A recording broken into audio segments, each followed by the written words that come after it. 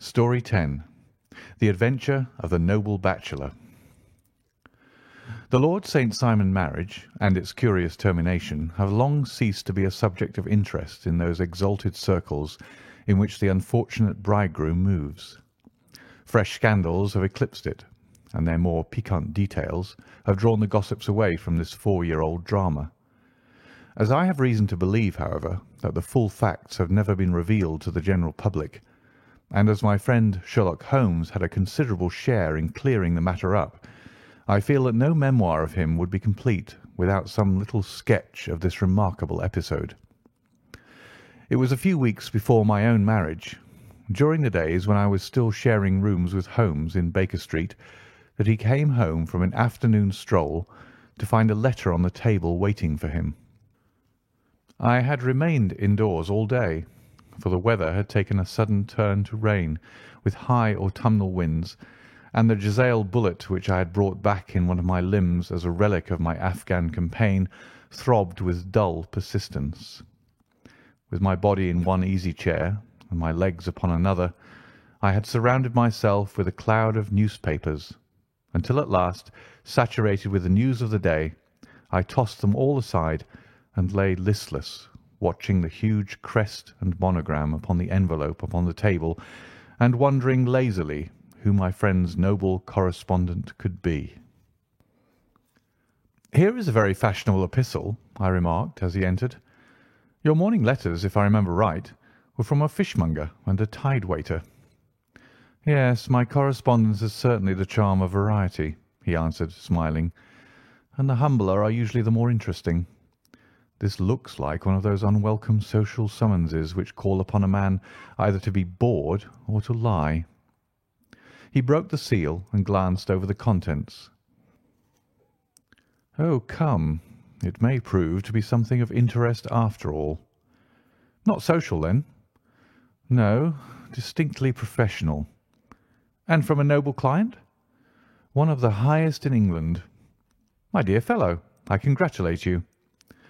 "I assure you, Watson, without affectation, that the status of my client is a matter of less moment to me than the interest of his case. It is just possible, however, that also may not be wanting in this new investigation. You have been reading the papers diligently of late, have you not?" "It looks like it," said I ruefully, pointing to a huge bundle in the corner. "I have had nothing else to do." "It is fortunate, for you will perhaps be able to post me up. I read nothing except the criminal news and the agony column. The latter is always instructive, but if you have followed recent events so closely, you must have read about Lord St. Simon and his wedding." "Oh, yes, with the deepest interest." "That is well. The letter which I hold in my hand is from Lord St. Simon. I will read it to you, and in return you must turn over these papers and let me have whatever bears upon the matter.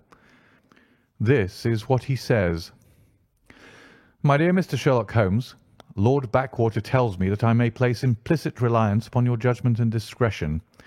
I have determined, therefore, to call upon you and to consult you in reference to the very painful event which has occurred in connection with my wedding. Mr. Lestrade, of Scotland Yard, is acting already in the matter, but he assures me that he sees no objection to your cooperation, and that he even thinks that it might be of some assistance. I will call at 4 o'clock in the afternoon, and should you have any other engagement at that time, I hope that you will postpone it, as this matter is of paramount importance. Yours faithfully, St. Simon." It is dated from Grosvenor Mansions, written with a quill pen, and the noble lord has had the misfortune to get a smear of ink upon the outer side of his right little finger, remarked Holmes as he folded up the epistle. "He says 4 o'clock. It's 3 now. He'll be here in an hour." "Then I have just time, with your assistance, to get clear upon the subject. Turn over those papers and arrange the extracts in their order of time, while I take a glance as to who our client is." He picked a red-covered volume from a line of books of reference beside the mantelpiece. "Here he is," said he, sitting down and flattening it out upon his knee. "Lord Robert Walsingham de Vere St. Simon, second son of the Duke of Balmoral. arms Asia, 3 caltrops in chief over a fess sable, born in 1846. He is 41 years of age, which is mature for marriage, was Under-Secretary for the Colonies in a late administration. The Duke, his father, was at one time Secretary for Foreign Affairs. They inherit Plantagenet blood by direct descent, and Tudor on the distaff side. Ha! Well, there's nothing very instructive in all this. I think that I must turn to you, Watson, for something more solid. I have very little difficulty in finding what I want, said I, for the facts are quite recent, and the matter struck me as remarkable. I feared to refer them to you, however, as I knew that you had an inquiry on hand, and that you disliked the intrusion of other matters. Oh, you mean the little problem of the Grosvenor Square furniture van. That is quite cleared up now, though. Indeed, it was obvious from the first. Pray, give me the results of your newspaper selections. Here is the first notice which I can find. It is in the personal column of the Morning Post, and dates, as you see, some weeks back. A marriage has been arranged, it says, and will, if rumour is correct, very shortly take place, between Lord Robert St. Simon, second son of the Duke of Balmoral, and Miss Hattie Doran, the only daughter of Aloysius Doran, Esquire, of San Francisco, California, USA. That is all. Terse and to the point, remarked Holmes, stretching his long, thin legs towards the fire. There was a paragraph amplifying this in one of the society papers of the same week. Here it is. There will soon be a call for protection in the marriage market, for the present free trade principle appears to tell heavily against our home product. One by one, the management of the noble houses of Great Britain is passing into the hands of our fair cousins from across the Atlantic. An important addition has been made during the last week to the list of the prizes which have been borne away by these charming invaders. Lord St. Simon, who has shown himself for over 20 years proof against the little god's arrows, has now definitely announced his approaching marriage with Miss Hattie Doran, the fascinating daughter of a California millionaire. Miss Doran, whose graceful figure and striking face attracted much attention at the Westbury House festivities, is an only child, and it is currently reported that her dowry will run to considerably over the 6 figures, with expectancies for the future. As it is an open secret that the Duke of Balmoral has been compelled to sell his pictures within the last few years, and as Lord St. Simon has no property of his own save the small estate of Birchmoor, it is obvious that the Californian heiress is not the only gainer by an alliance which will enable her to make the easy and common transition from a Republican lady to a British peeress. "Anything else?" asked Holmes, yawning. "Oh, yes, plenty. Then there is another note in the Morning Post to say that the marriage will be an absolutely quiet one, that it will be at St. George's, Hanover Square, that only half a dozen intimate friends will be invited, and that the party would return to the furnished house at Lancaster Gate which has been taken by Mr. Aloysius Doran. 2 days later, that is on Wednesday last, there is a curt announcement that the wedding had taken place, and that the honeymoon would be passed at Lord Backwater's place near Petersfield. Those are all the notices which appeared before the disappearance of the bride." "Before the what?" asked Holmes with a start. "The vanishing of the lady." "When did she vanish, then?" "At the wedding breakfast." "Indeed. This is more interesting than it promised to be. Quite dramatic, in fact." "Yes, it struck me as being a little out of the common."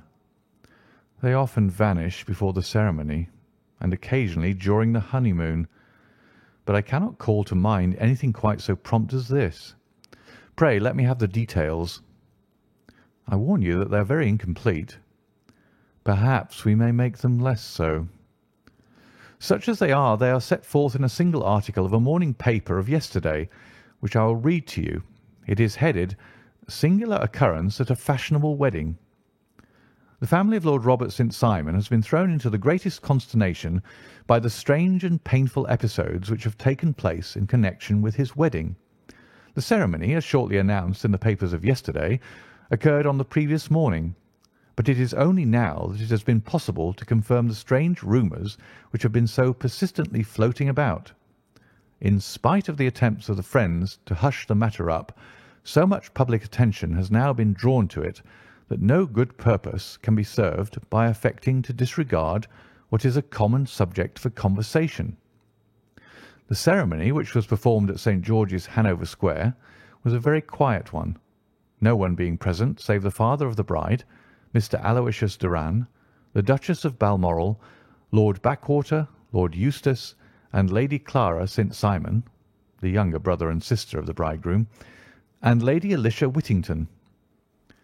The whole party proceeded afterwards to the house of Mr. Aloysius Doran at Lancaster Gate, where breakfast had been prepared. It appears that some little trouble was caused by a woman whose name has not been ascertained, who endeavoured to force her way into the house after the bridal party, alleging that she had some claim upon Lord St. Simon. It was only after a painful and prolonged scene that she was ejected by the butler and the footman. The bride, who had fortunately entered the house before this unpleasant interruption, had sat down to breakfast with the rest, when she complained of a sudden indisposition and retired to her room. Her prolonged absence having caused some comment, her father followed her, but learned from her maid that she had only come up to her chamber for an instant, caught up an ulster and bonnet, and hurried down to the passage. One of the footmen declared that he had seen a lady leave the house thus apparelled, but had refused to credit that it was his mistress, believing her to be with the company. On ascertaining that his daughter had disappeared, Mr. Aloysius Doran, in conjunction with the bridegroom, instantly put themselves in communication with the police, and very energetic inquiries are being made, which will probably result in a speedy clearing up of this very singular business.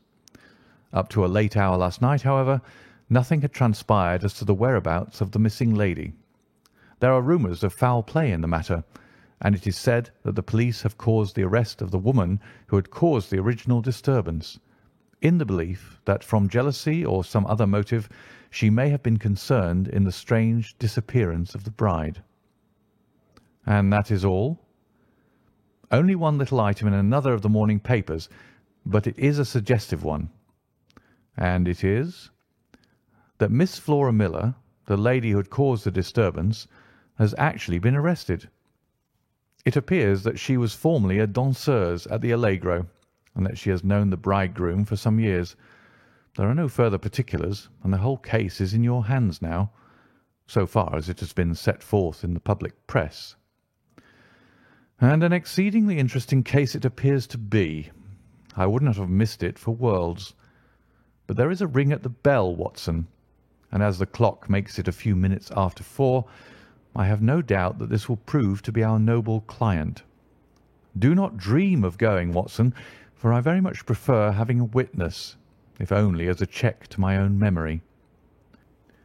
"Lord Robert St. Simon," announced our page boy, throwing open the door. A gentleman entered with a pleasant, cultured face, high-nosed and pale, with something perhaps of petulance about the mouth, and with the steady, well-opened eye of a man whose pleasant lot it had ever been to command and to be obeyed. His manner was brisk, and yet his general appearance gave an undue impression of age, for he had a slight forward stoop and a little bend of the knees as he walked.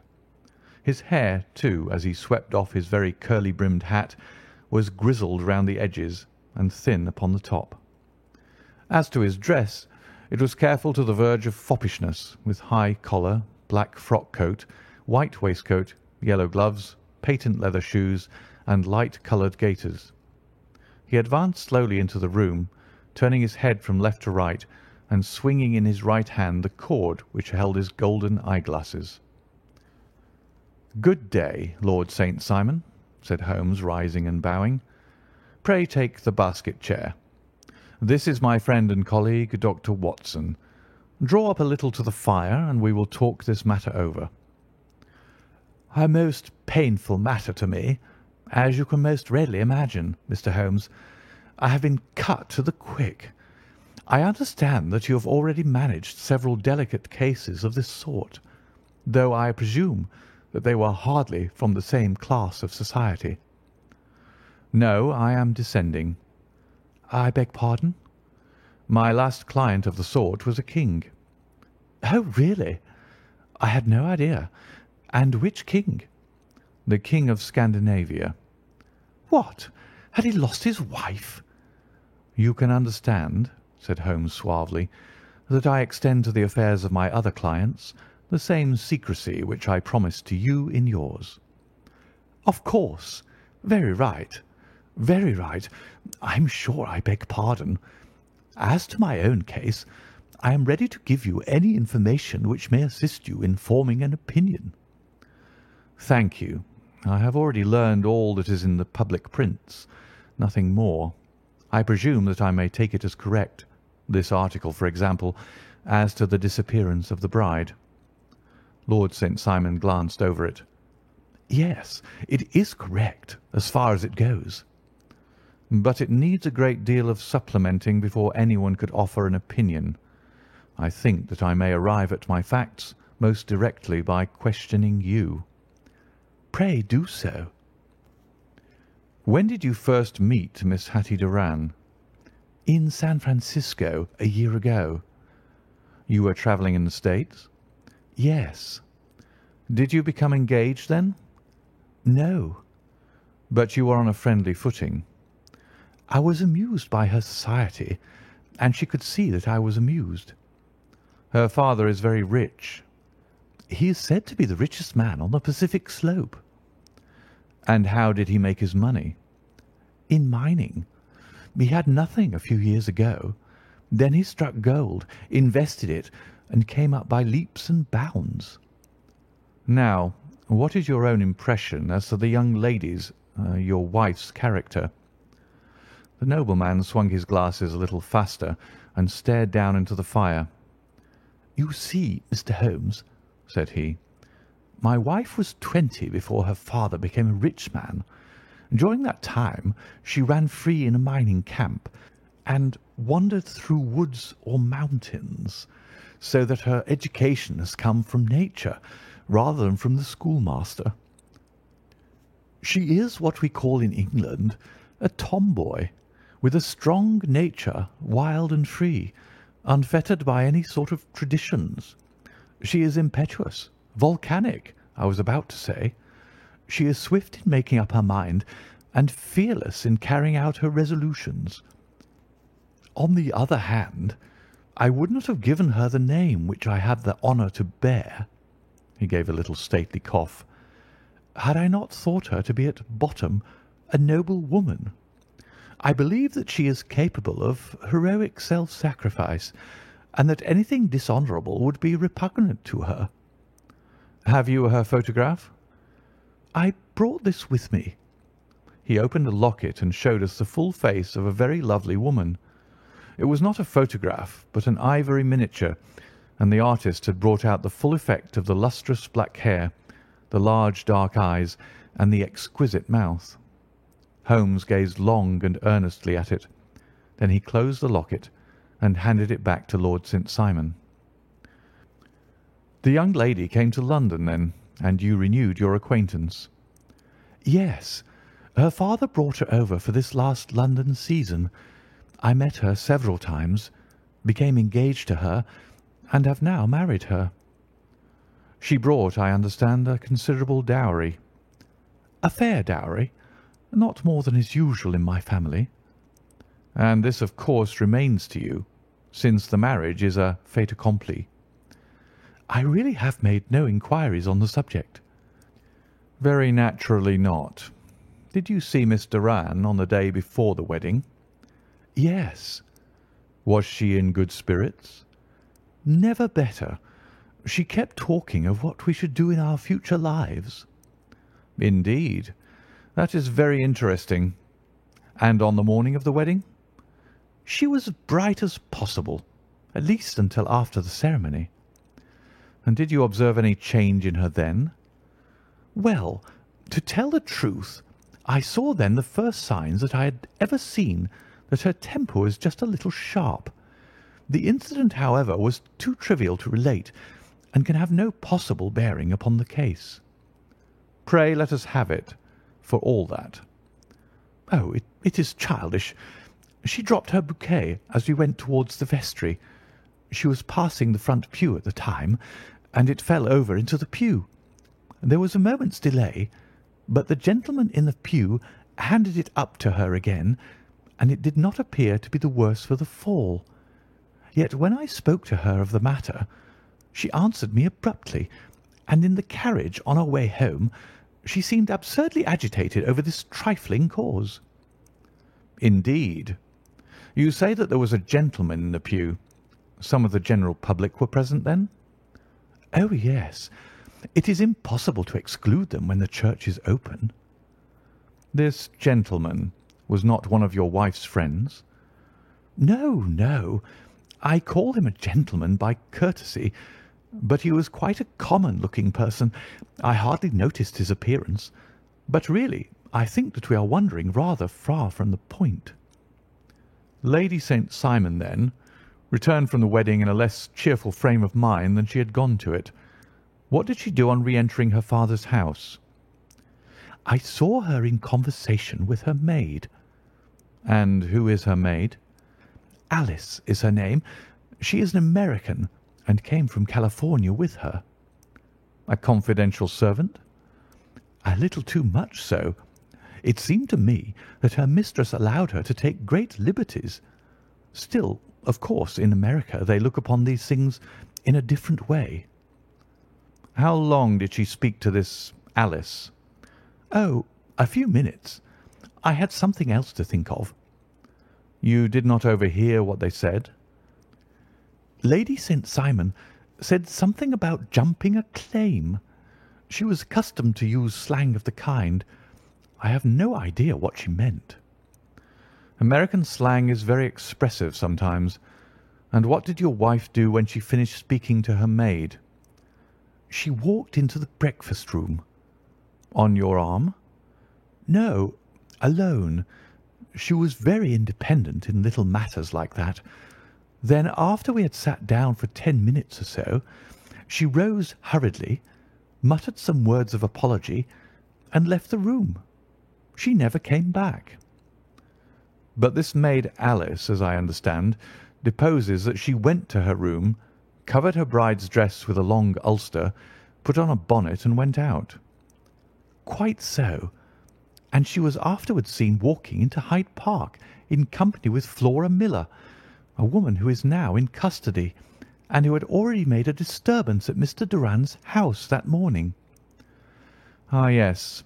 I should like a few particulars as to this young lady, and your relations to her." Lord St. Simon shrugged his shoulders and raised his eyebrows. "We have been on a friendly footing for some years. I may say on a very friendly footing. She used to be at the Allegro. I have not treated her ungenerously, and she had no just cause of complaint against me. But you know what women are, Mr. Holmes. Flora was a dear little thing, but exceedingly hot-headed and devotedly attached to me. She wrote me dreadful letters when she heard that I was about to be married, and, to tell the truth, the reason why I had the marriage celebrated so quietly was that I feared lest there might be a scandal in the church. She came to Mr. Doran's door just after we returned, and she endeavoured to push her way in, uttering very abusive expressions towards my wife, and even threatening her. But I had foreseen the possibility of something of the sort, and I had 2 police fellows there in private clothes, who soon pushed her out again. She was quiet when she saw that there was no good in making a row." "Did your wife hear all this?" "No, thank goodness, she did not." "And she was seen walking with this very woman afterwards?" "Yes. That is what Mr. Lestrade of Scotland Yard looks upon as so serious. It is thought that Flora decoyed my wife out and laid some terrible trap for her." "Well, it is a possible supposition." "You think so too?" "I did not say a probable one, but you do not yourself look upon this as likely." "I do not think Flora would hurt a fly." "Still, jealousy is a strange transformer of characters. Pray, what is your own theory as to what took place?" "Well, really, I came to seek a theory, not to propound one. I have given you all the facts. Since you ask me, however, I may say that it has occurred to me as possible that the excitement of this affair, the consciousness that she had made so immense a social stride, had the effect of causing some little nervous disturbance in my wife. In short, that she had become suddenly deranged.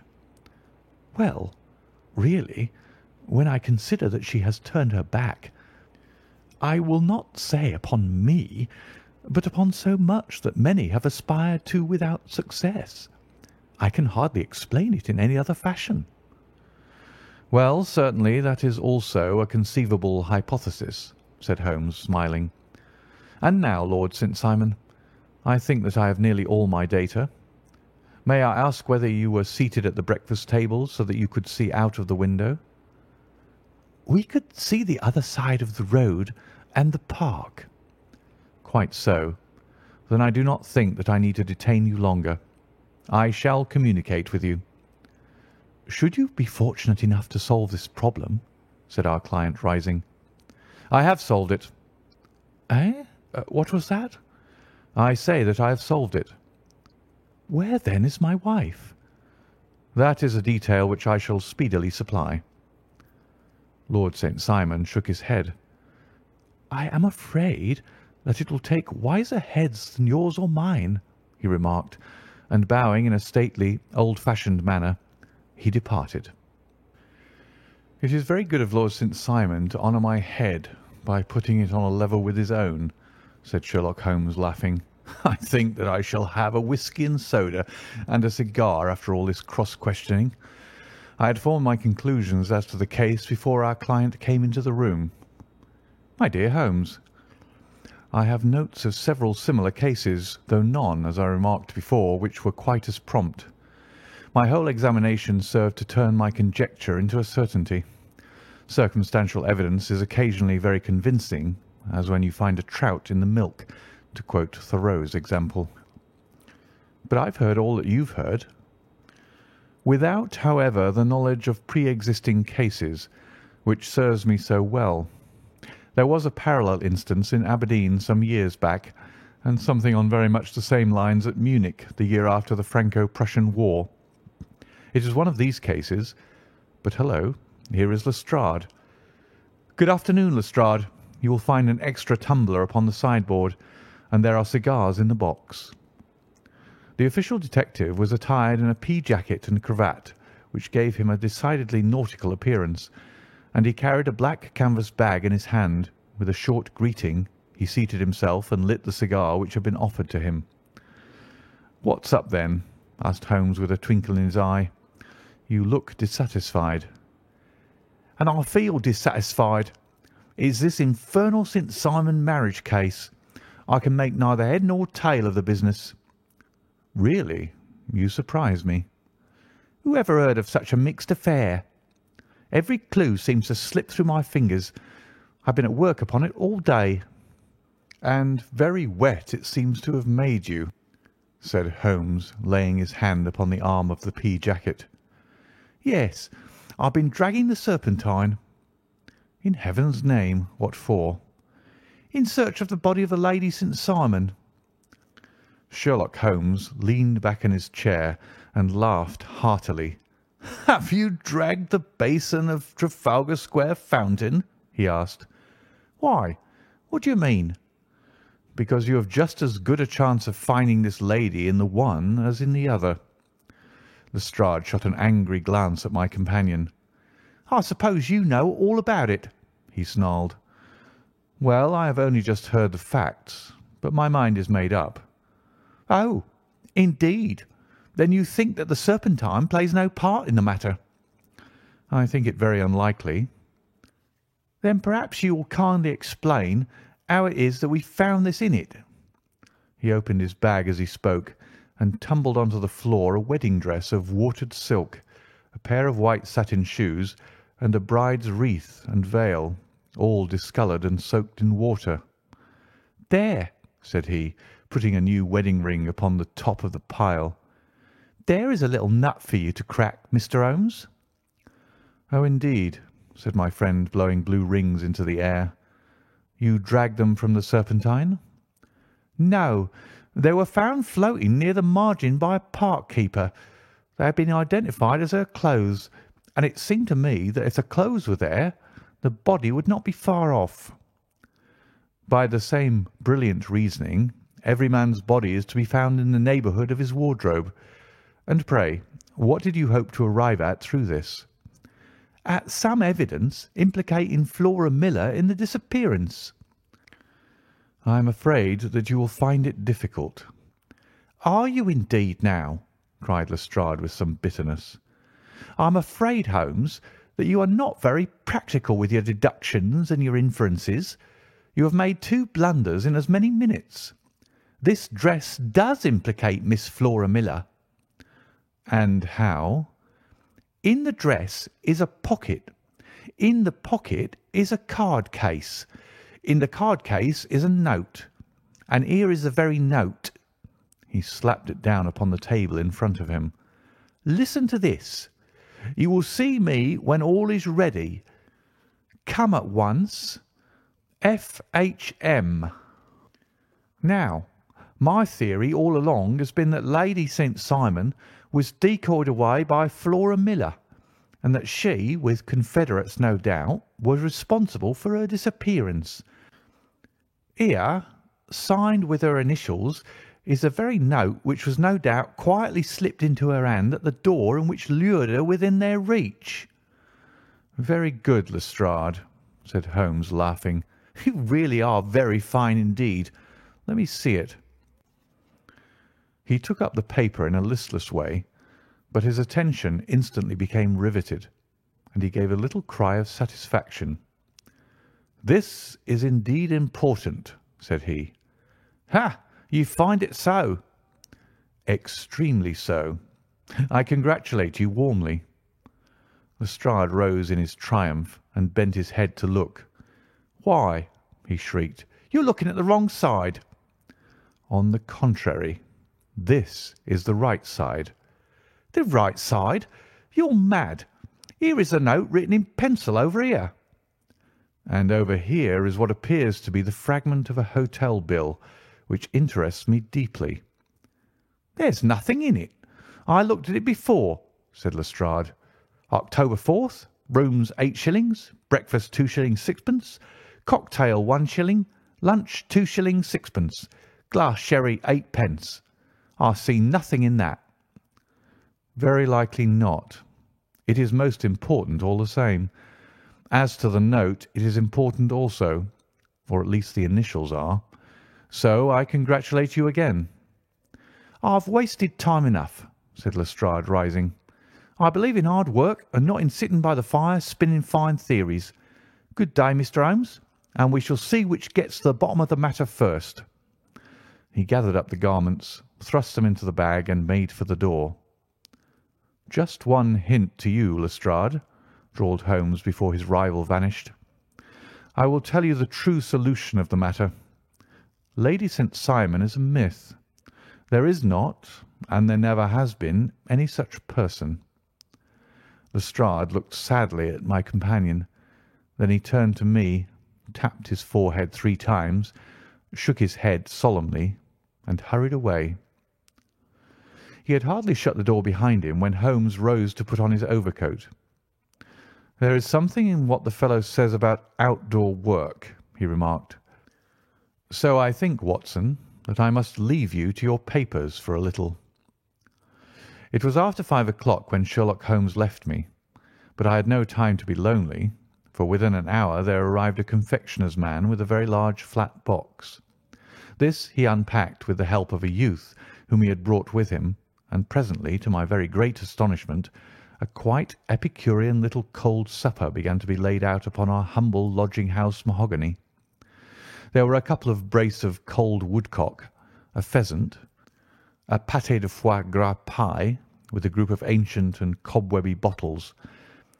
Having laid out all these luxuries, my 2 visitors vanished away, like the genii of the Arabian Nights, with no explanation save that the things had been paid for and were ordered to this address. Just before 9 o'clock, Sherlock Holmes stepped briskly into the room. His features were gravely set, but there was a light in his eye which made me think that he had not been disappointed in his conclusions. "They have laid the supper, then?" he said, rubbing his hands. "You seem to expect company. They've laid for 5. "Yes, I fancy we may have some company dropping in," said he. "I am surprised that Lord St. Simon has not already arrived. Ha! I fancy that I hear his step now upon the stairs." It was indeed our visitor of the afternoon who came bustling in, dangling his glasses more vigorously than ever, and with a very perturbed expression upon his aristocratic features. "My messenger reached you, then?" asked Holmes. "Yes, and I confess that the contents startled me beyond measure. Have you good authority for what you say?" "The best possible." Lord St. Simon sank into a chair and passed his hand over his forehead. "What will the Duke say," he murmured, "when he hears that one of the family has been subjected to such humiliation?" "It is the pure accident. I cannot allow that there is any humiliation." "Ah, you look on these things from another standpoint." "I fail to see that anyone is to blame.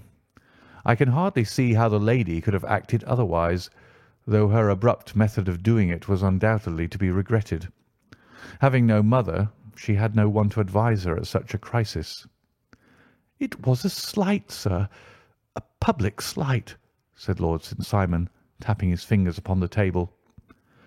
"You must make allowance for this poor girl, placed in so unprecedented a position." "I will make no allowance. I am very angry indeed, and I have been shamefully used." "I think that I heard a ring," said Holmes. "Yes, there are steps on the landing. If I cannot persuade you to take a lenient view of the matter, Lord St. Simon, I have brought an advocate here who may be more successful." He opened the door and ushered in a lady and gentleman. "Lord St. Simon," said he, "allow me to introduce you to Mr. and Mrs. Francis Hay Moulton. The lady, I think, you have already met." At the sight of these newcomers our client had sprung from his seat and stood very erect, with his eyes cast down and his hand thrust into the breast of his frock-coat, a picture of offended dignity. The lady had taken a quick step forward and had held out her hand to him, but he still refused to raise his eyes. It was as well for his resolution, perhaps, for her pleading face was one which it is hard to resist. "You're angry, Robert," said she. "Well, I guess you have every cause to be." "Pray make no apology to me," said Lord Simon bitterly. "Oh, yes, I know that I have treated you real bad, and that I should have spoken to you before I went, but I was kind of rattled, and from the time when I saw Frank here again, I just didn't know what I was doing or saying. I only wonder I didn't fall down and do a faint right there before the altar." "Perhaps, Mrs. Moulton, you would like my friend and me to leave the room while you explain this matter." "If I may give an opinion," remarked the strange gentleman, "we've had just a little too much secrecy over this business already. For my part, I should like all Europe and America to hear the rights of it." He was a small, wiry, sunburnt man, clean-shaven, with a sharp face and alert manner. "Then I'll tell our story right away," said the lady. "Frank here and I met in '84 in Maguire's camp near the Rockies, where Pa was working a claim. We were engaged to each other, Frank and I, but then one day Father struck a rich pocket and made a pile, while poor Frank here had a claim that petered out and came to nothing. The richer Pa grew, the poorer was Frank. So at last Pa wouldn't hear of our engagement lasting any longer, and he took me away to Frisco. Frank wouldn't throw up his hand, though, so he followed me there, and he saw me without Pa knowing anything about it. It would only have made him mad to know, so we just fixed it all up for ourselves. Frank said that he would go and make his pile too, and never come back to claim me until he had as much as Pa. So then I promised to wait for him to the end of time and pledged myself not to marry anyone else while he lived. 'Why wouldn't we be married right away then?' said he, 'and then I will feel sure of you, and I won't claim to be your husband until I come back.' Well, we talked it over, and he had fixed it all up so nicely with a clergyman already in waiting that we just did it right there and then. Frank went off to seek his fortune, and I went back to Pa. The next I heard of Frank was that he was in Montana, and then he went prospecting in Arizona, and then I heard of him from New Mexico. After that came a long newspaper story about how a miners' camp had been attacked by Apache Indians, and there was my Frank's name among the killed. I fainted dead away, and I was very sick for months after. Pa thought I had a decline and took me to half the doctors in Frisco. Not a word of news came for a year and more, so that I never doubted that Frank was really dead. Then Lord St. Simon came to Frisco, and we came to London, and a marriage was arranged, and Pa was very pleased, but I felt all the time that no man on this earth would ever take the place in my heart that had been given to my poor Frank. Still, if I had married Lord St. Simon, of course I'd have done my duty by him. We can't command our love, but we can our actions. I went to the altar with him with the intention to make him just as good a wife as it was in me to be. But you may imagine what I felt when, just as I came to the altar rails, I glanced back and saw Frank standing and looking at me out of the first pew. I thought it was his ghost at first, but when I looked again, there he was still, with a kind of question in his eyes, as if to ask me whether I was glad or sorry to see him. I wonder I didn't drop. I know that everything was turning round, and the words of the clergyman were just like the buzz of a bee in my ear. I didn't know what to do. Should I stop the service and make a scene in the church? I glanced at him again, and he seemed to know what I was thinking, for he raised his finger to his lips to tell me to be still. Then I saw him scribble on a piece of paper, and I knew that he was writing me a note. As I passed his pew on the way out, I dropped my bouquet over to him, and he slipped the note into my hand when he returned me the flowers. It was only a line asking me to join him when he made the sign to me to do so. Of course, I never doubted for a moment that my first duty was now to him, and I determined to do just whatever he might direct. When I got back, I told my maid, who had known him in California and had always been his friend. I ordered her to say nothing, but to get a few things packed and my ulster ready. I know I ought to have spoken to Lord St. Simon, but it was dreadful hard before his mother and all those great people. I just made up my mind to run away and explain afterwards. I hadn't been at the table 10 minutes before I saw Frank out of the window at the other side of the road. He beckoned to me and then began walking into the park. I slipped out, put on my things and followed him. Some woman came talking something or other about Lord St. Simon to me.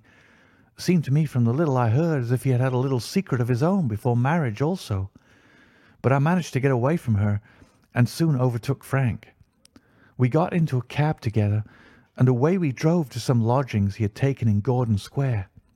And that was my true wedding after those years of waiting.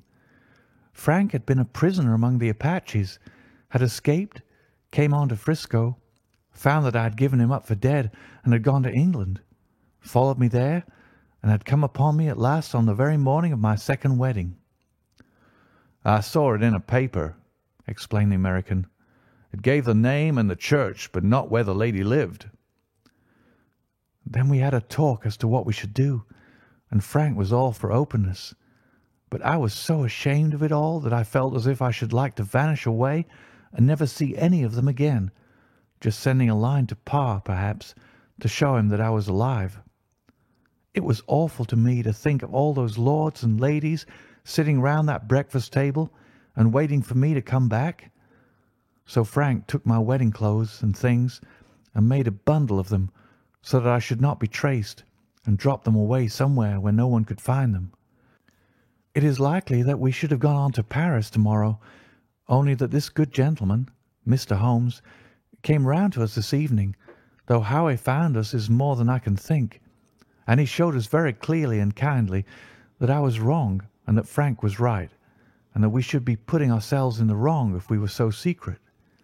Then he offered to give us a chance of talking to Lord St. Simon alone, and so we came right away round to his rooms at once. Now, Robert, you've heard it all. and I am very sorry if I have given you pain, and I hope that you do not think very meanly of me." Lord St. Simon had by no means relaxed his rigid attitude, but had listened with a frowning brow and a compressed lip to this long narrative. "Excuse me," he said, "but it is not my custom to discuss my most intimate personal affairs in this public manner." "Then you won't forgive me? You won't shake hands before I go?" "Oh, certainly, if it would give you any pleasure." He put out his hand and coldly grasped that which she extended to him. "I had hoped," suggested Holmes, "that you would have joined us in a friendly supper." "I think that there you ask a little too much," responded his lordship. "I may be forced to acquiesce in these recent developments, but I can hardly be expected to make merry over them. I think that with your permission I will now wish you all a very good night." He included us all in a sweeping bow and stalked out of the room. "Then I trust that you will at least honour me with your company," said Sherlock Holmes. "It is always a joy to meet an American, Mr. Moulton, for I am one of those who believe that the folly of a monarch and the blundering of a minister in far-gone years will not prevent our children from being some day citizens of the same world-wide country under a flag which shall be a quartering of the Union Jack with the Stars and Stripes." "The case has been an interesting one," remarked Holmes when our visitors had left us, "because it serves to show very clearly how simple the explanation may be of an affair which at first sight seems to be almost inexplicable. Nothing could be more natural than the sequence of events as narrated by this lady, and nothing stranger than the result when viewed, for instance, by Mr. Lestrade of Scotland Yard." "You are not yourself at fault at all, then?" "From the first, two facts were very obvious to me. The one, that the lady had been quite willing to undergo the wedding ceremony. The other, that she had repented of it within a few minutes of returning home.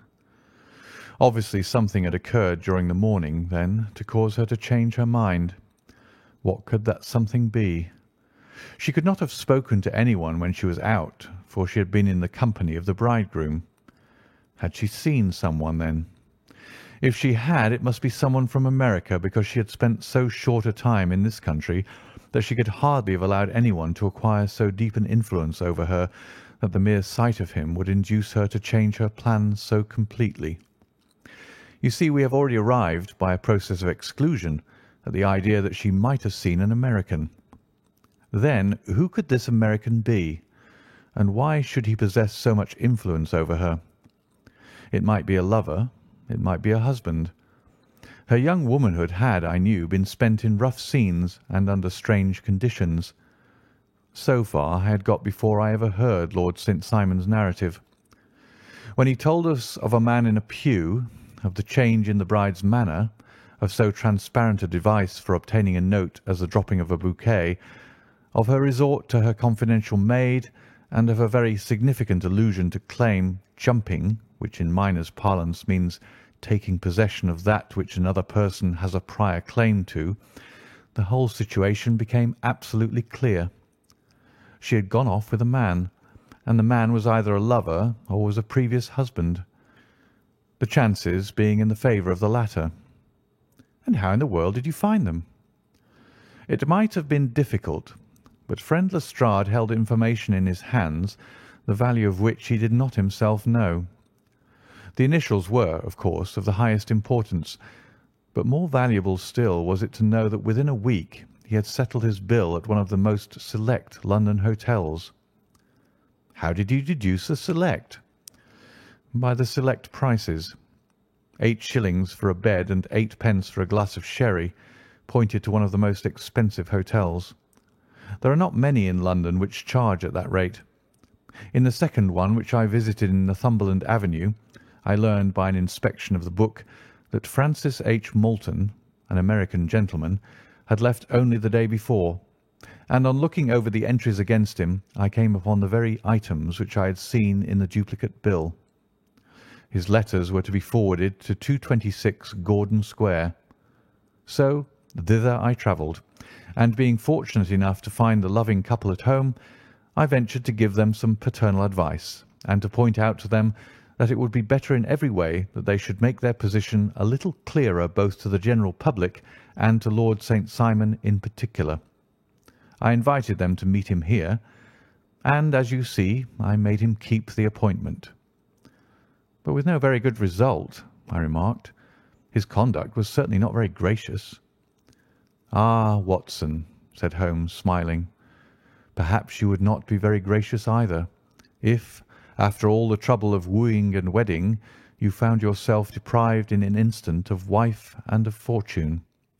I think that we may judge Lord St. Simon very mercifully, and thank our stars that we are never likely to find ourselves in the same position. Draw your chair up and hand me my violin, for the only problem we still have to solve is how to while away these bleak autumnal evenings." End of The Adventure of the Noble Bachelor.